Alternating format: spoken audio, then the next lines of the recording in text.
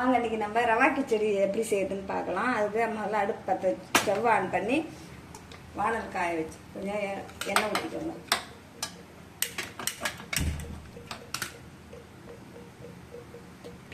எண்ணெய் ஊற்றின உடனே எண்ணெய் காஞ்ச உடனே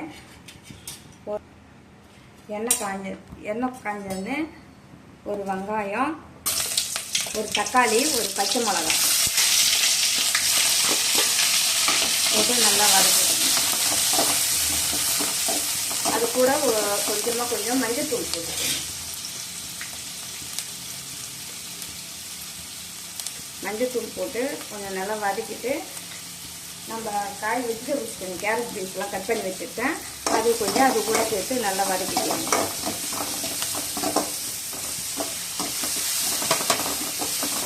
வேறு பட்டாணி வேறு எந்த காய் இருந்தாலும் வெஜிடபிள்லாம் நீங்கள் சேர்த்துக்கலாம்.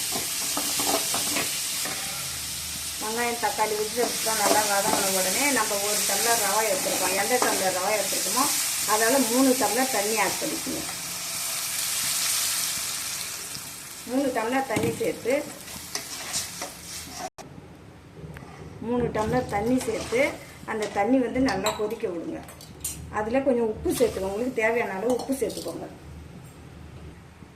இப்போ நம்ம உப்பு சேர்த்துக்கிறோம், அது தேவையான அளவு போட்டுக்கோங்க. தண்ணி கொஞ்சம் நல்லா கொதிக்கட்டும். கொதித்த உடனே நம்ம எடுத்து வச்ச ரவா கொட்டி கிண்டிடும்.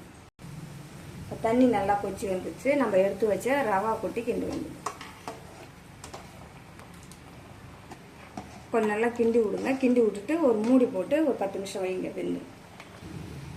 அவ்வளோதாங்க நம்மளோட இப்போ ரவா கிச்சடி சிம்பிளாக ஒரு வெங்காயம் கழிச்சு சிம்பிளாக செஞ்சாச்சு. அவ்வளோதாங்க நம்மளோட ரவா கிச்சடி ரெடி ஆகிடுச்சு. இது கூட தேங்காய் சட்னி வச்சு சாப்பிட்டா நல்ல டேஸ்ட்டாக நல்லாயிருக்கும். இந்த வீடியோ உங்களுக்கு பிடிச்சிருந்ததுன்னா லைக் பண்ணுங்கள், சப்ஸ்கிரைப் பண்ணுங்கள்.